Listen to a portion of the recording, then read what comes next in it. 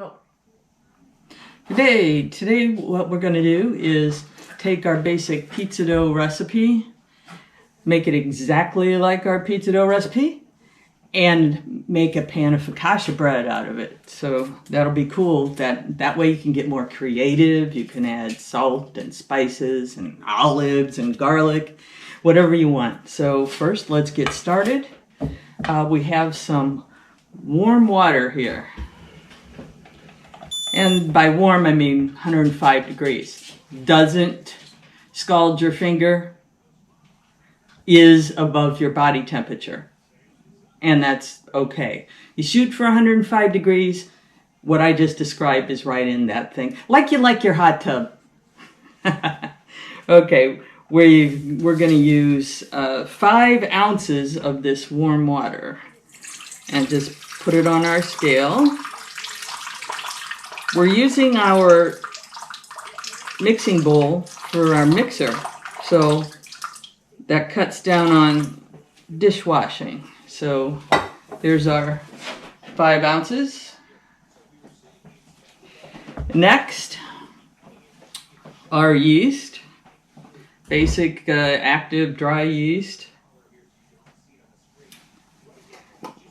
And we want 0.25 ounces. I always reset the tare on here so that it's not rounding. You go back to 0.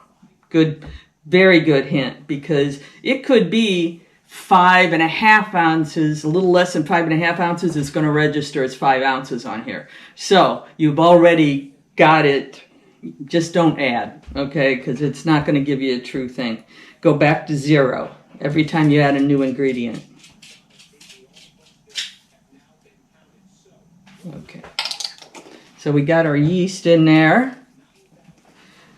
And what the yeast needs is food. Ta-da! Yeast food. Ta-da! Yeast food, honey. Right now, I'm just going to use sugar. When it's cold outside, sugar's a little easier to get out of the container. There we go. And again, with the sugar, you want about 3/8 of an ounce, which is going to weigh about the same as your yeast. I like to go up to a 1/2 ounce. There we go. And then we know if the rounding is working. We've got what we want. And we're also going to have olive oil in our recipe. So we can go ahead and weigh out our olive oil here. I put about a 1/2 ounce in. This is going to work to your texture of your bread. So it's not having to do with the yeast, but it's okay to put it in now. It's a good thing to put it in now.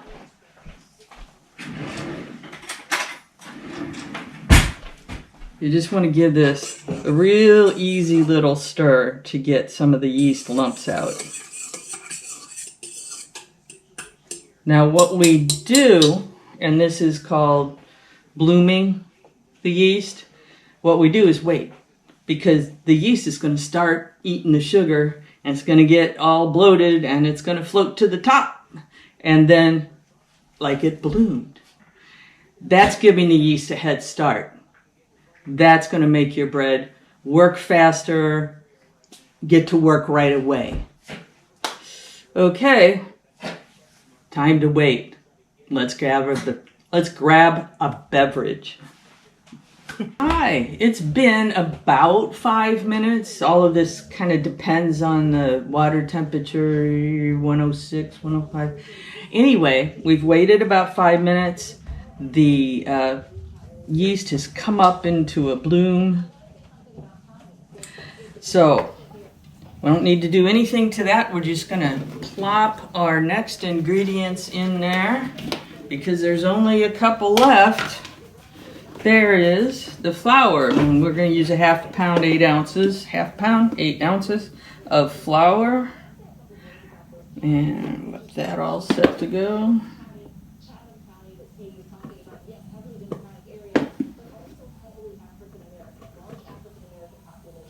Perfect. All right. Now, next, salt. Salt is a very important ingredient in bread. It keeps the yeast from going wild and just taking over. It inhibits the growth of yeast. Kind of counterintuitive, you think, but no. If you've seen it without it, it's a train wreck. So, but that very fact explains why we're putting it in last. If we put it in our initial mixture, we'd just kill our yeast. We'd be done, we'd be starting over at this point. So, make sure you put your salt in last, and just trying to make the whole thing easy. When I wrote this recipe, it's about a half an ounce. All right.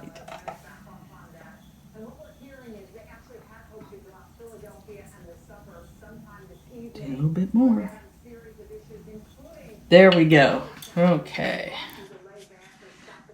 Now, just one little trick if you're making your bread this way with your stand mixer and your dough hook, to save some time and make the texture of the bread a little bit better, what we're going to do is mix it up to where the flour's incorporated, and then start mixing it. Then you don't have to go in and sweep your sides and your bottom.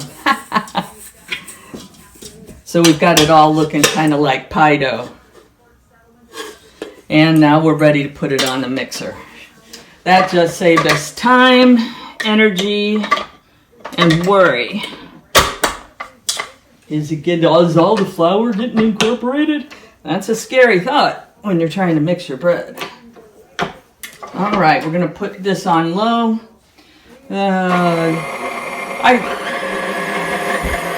That's 2 on this guy.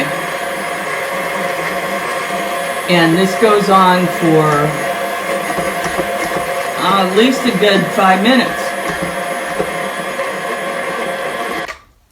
All right, our dough is gone until it's nice and pulling off the sides, and then it went some more, and then you thought it was ready, and then it went some more.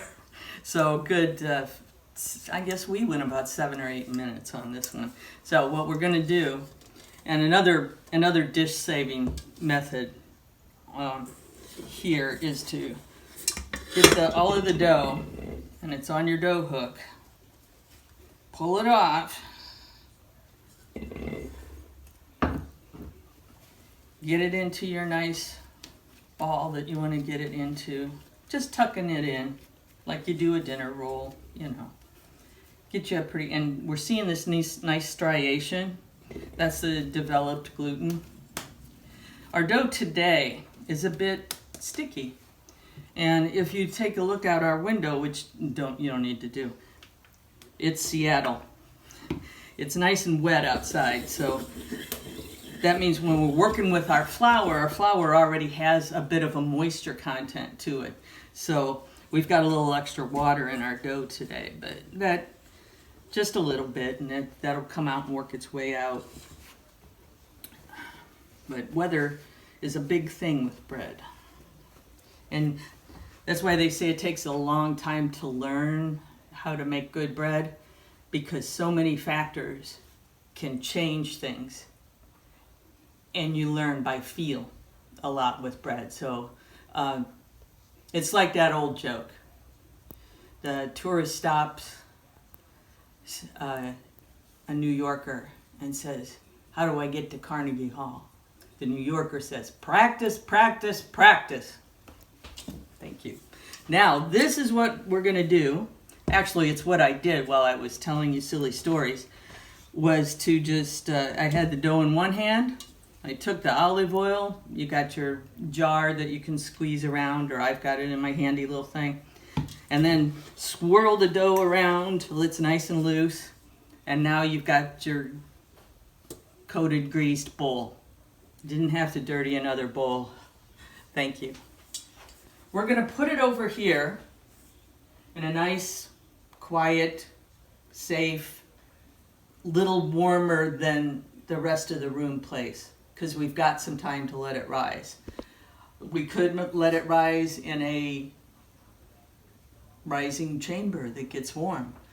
But we've got the time, and I like to take things slow with bread.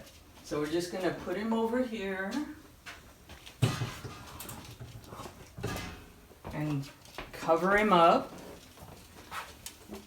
And we're gonna wait for him to double in size. Every recipe says double in size. That's hard to tell because you actually need an A in calculus, because what you're doing is looking at a curve and trying to estimate. So it's best to just stand there, get a good memory shot of it, take a picture of it with your phone for a while. What did it look like? Because also, if you're old, like the reluctant chef, you may forget what it looked like. But it's going to be done with its first rise when it doubles in size. While we're waiting, which, by the way, I'm going to estimate, because I've done this recipe a number of times, that it's going to be about 45 minutes to an hour. But, you know, every temperature is going to add minutes or subtract minutes. Every degree of temperature that it is in your room, that the dough is right now. And also, you know, I was thinking while we were doing this, you know, everybody, why do they say double in size? Why do we say when it's done? Usually. That's one of the pet peeves of people who are watching a chef. Well, he just said, how do we tell it's done then? Well, okay, but here's why. We say something like doubles in size and not 15 minutes or, you know, check the temperature on it. Because I just wrote down a few things that are going to change the time of the rise. That's it in 3D. Temperature of flour, water, honey, oil. Rounding of ingredients, we talked about that. Volume differences. If you're measuring it in a cup, you get a little this, you know, where did you hold it? You know, eyesight, scale accuracy, how accurate is the battery, you know, good. Weather. Temperature, humidity, barometric pressure. Also next, how much did your gluten develop? Is it going to keep your bread, you know, is it going to make it take a while? Anyway, it changes the time. Yeast, how old your yeast is, how active is it, and what brand. See, all of those things can go into making your rising time be different. And your final product. So you got to know your ingredients and learn a little bit about feel. My hands are freezing, so I know the room temperature's down a little bit. All of these things go into loving your bread. We'll get back to you when it's doubled in size. Okay, we're all doubled in size. Good size. And the breads will end up being about yay tall. So now for our second rise, we're going to go ahead and shape it in our pan. And then we'll just have to top it.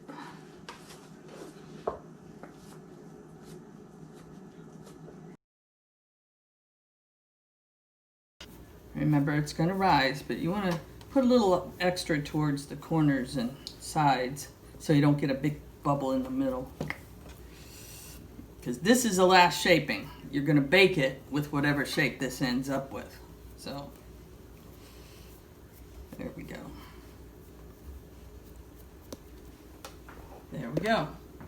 Now, the next step is to let that rise till you think it's almost double. So just let it go. I figure about a half an hour. And then we're going to top this one. We're going to put some chopped up minced rosemary, a little olive oil, and a little salt and pepper. Just kind of on the top, but we'll be back to do that. Okay, our flatbread, focaccia, whatever you want to call it, has risen in the pan after being shaped and is ready to go in. I'm going to do a little bit of decorating because you can do whatever you want. You can put anchovies on there, tomato slices, all kinds of different things. But we're just going to go with a little rosemary, salt, and pepper. So, oh, garlic too, that's a good one. So, very gently kind of rub around. You could do this with a light brush, but that's even, you want to be very, very delicate. We don't want to lose any of that. Okay, and then next, let's be like a pastry chef and lightly dust. Don't overdo it. All right, take a little bit of pepper.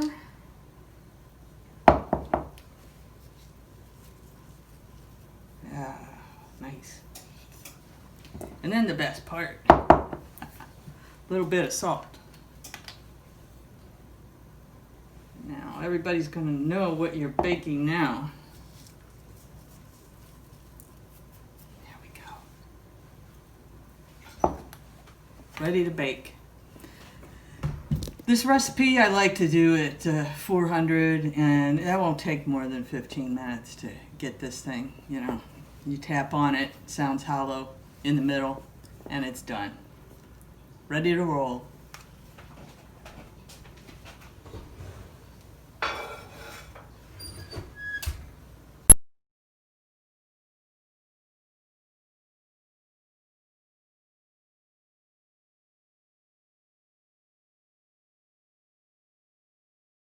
Dough is good.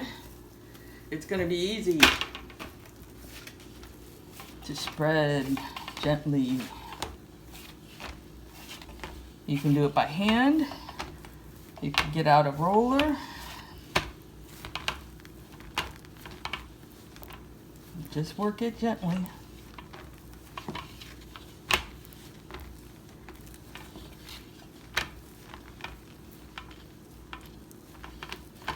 We'll keep working it around. There we go.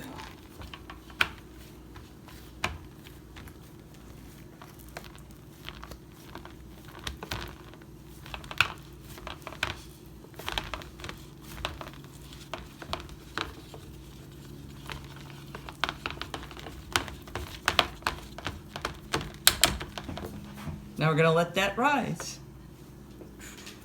until it gets kind of soft. We're not doing a big double rise on a pizza, but you want to let that come up and get a little bit of rise on it so that it's ready to cook.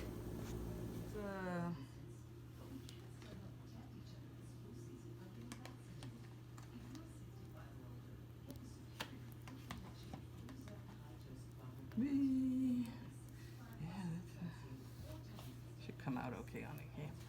Good job.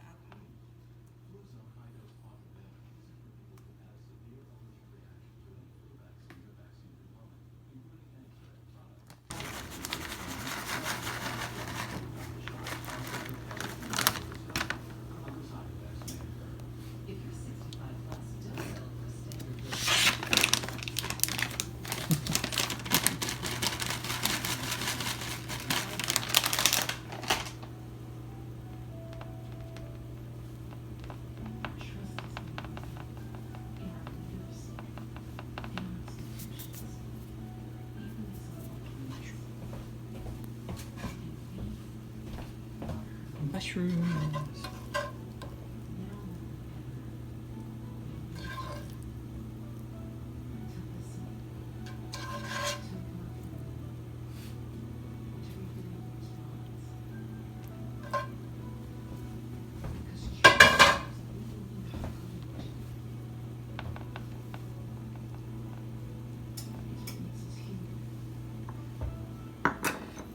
garlic and jalapeno.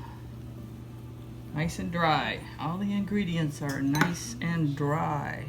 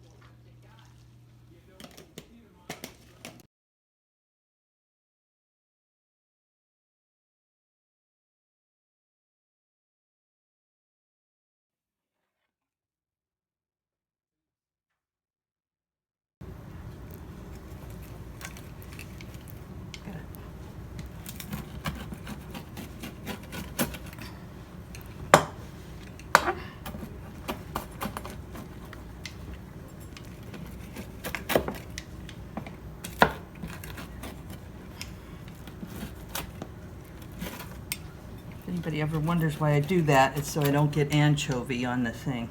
I could be going all the way across otherwise. We don't want to get anchovy on the... No anchovies. No anchovies.